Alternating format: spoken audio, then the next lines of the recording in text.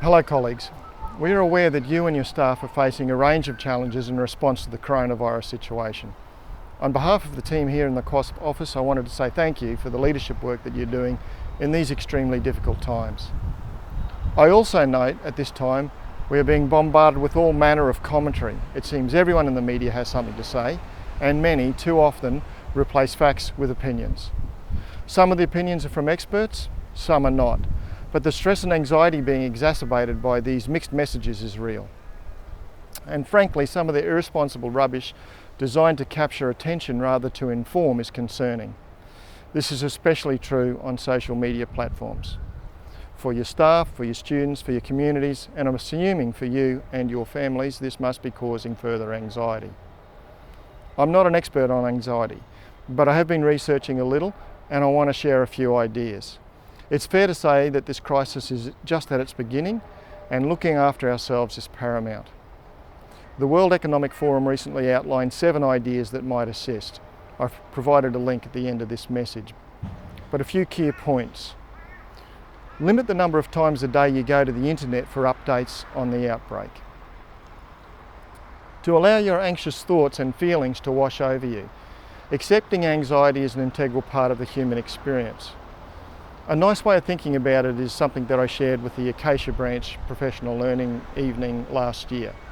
It's not letting go in the sense of ignoring or throwing something away, but for holding it, accepting it, but not grasping it too tightly. Focus on or rediscovering the why of life can go a long way to helping you deal with unavoidable anxiety. It seems our conference theme this year has even more importance than we might have originally thought. Also, don't underestimate the human resiliency.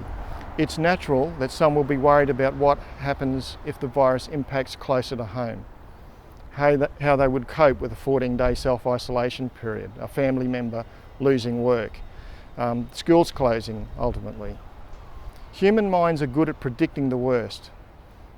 It reminds me of a saying that in my life I've suffered many catastrophes and setbacks, and a couple of them actually happened.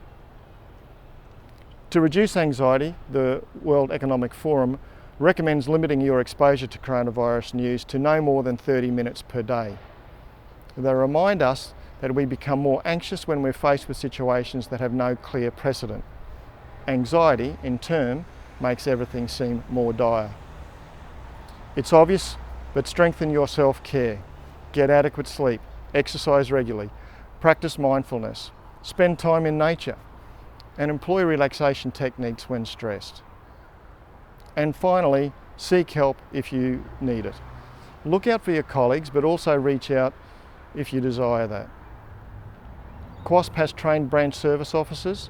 You can find your branch BSO on our website. We also have our 2 service officers. If you need someone to listen, please give them a call. The department also has these mechanisms in place. I subscribe to a service from Gaping Void. They're a US-based company that send out little commentaries and some really cool graphics each few weeks. And they recently reminded me that behaviours are changing, that mindsets are changing, beliefs are being changed. There will be long-lasting changes from this event that we're now working our way through, and it will be fascinating to see how it all unfolds. But as Michael Fullan reminds us, in times of crisis, trust always is strengthened or weakened. It's never neutral. So be role models, trust yourself and trust others. Thanks again for the work that you're doing. Stay safe and well, and look after yourselves. And if the QASSP team can do anything to assist, please be in touch.